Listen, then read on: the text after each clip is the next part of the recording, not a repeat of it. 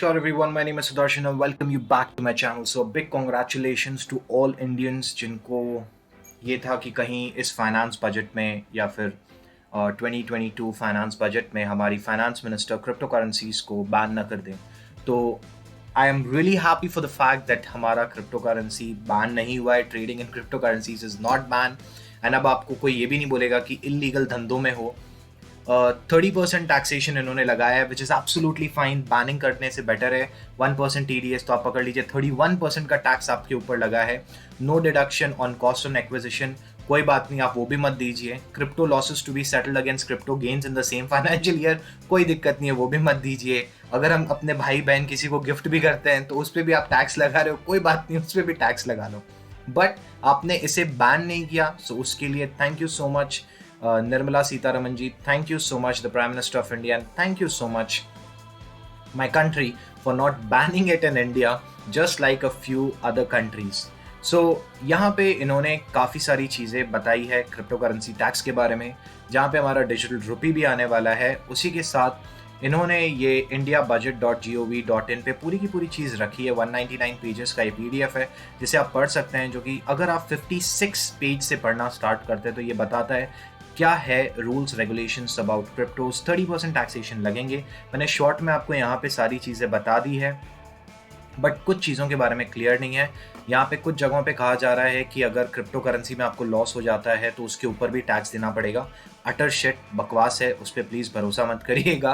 Until unless it comes from the institute, तब तक आप इस पर बिलीव नहीं कर सकते हैं. इन्होंने ट्रांसफर्स पे टैक्स रखा है, तो भैया उसके रीजंस हैं कि इन्होंने ट्रांसफर्स पे टैक्स क्यों रखा है. काफ़ी लोग होते हैं जिनके मल्टीपल अकाउंट्स होते हैं. मल्टीपल अकाउंट्स में वो मल्टीपल करेंसीज रखते हैं, और जब भी आप कोई करेंसी को किसी और को दे रहे हो या ट्रांसफ़र कर रहे हो तो गवर्नमेंट के पास कम से कम रिकॉर्ड रहे कि आपने इधर से इधर ट्रांसफ़र किया या इनको भेजा है.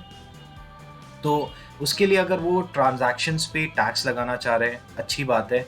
और ये एक नई शुरुआत है. फाइनली ये चीज़ हो गई है दैट इंडिया में it is legal to trade cryptocurrencies. कभी बैन नहीं था, बट आई रिमेंबर एक बार हमारे फाइनेंस मिनिस्टर आई गेस आज से 4 साल या 5 साल पहले आए थे, लेट अरुण जेटली जी, और उन्होंने कहा था it's not a legal service tender. And again आज कुछ समय बाद हमारी फाइनेंस मिनिस्टर आती है और कहती है कि हाँ, डिजिटल एसेट्स पे इस तरीके से होगा, जहाँ पे 194 सेक्शन भी लगेगा. और शायद ये जो अमेंडमेंट है ये एप्लीकेबल होगा, if I am correct, from 1 April 2023 2024. I'll keep you all updated on Twitter. ये छोटा सा वीडियो था for all those people who had a lot of queries. तो आप यहाँ पे इसको पूरा पढ़ सकते हैं.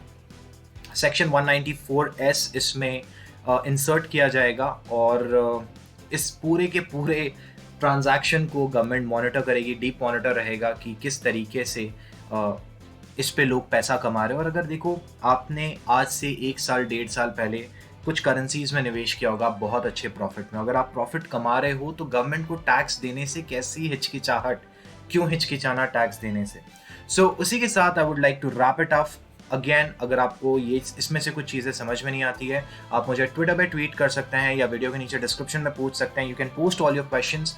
What we can do is we can come up with Harsh भाई, who has been guiding us with a tax and everything a lot. Would request him to come and we can either go for a Twitter space. हम Twitter space में उसका discussion कर सकते हैं ताकि बहुत सारे लोग हमसे जुड़ पाएँ.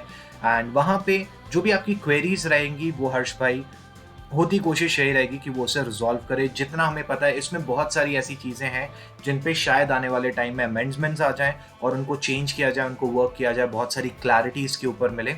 सो वो आने वाले टाइम में मिलेगा. बट अभी के लिए आपकी करेंसी, आप जो क्रिप्टो में ट्रेड करते हो, वो इलीगल तो नहीं है, वो लीगल है with this taxation been imposed on it. With that said, thank you everyone, thanks for joining. आप कुछ भूल रहे हो. ईमानदारी से बताना, करना है नहीं करना. करना है तो करो ना भाई, क्यों नहीं कर रहे.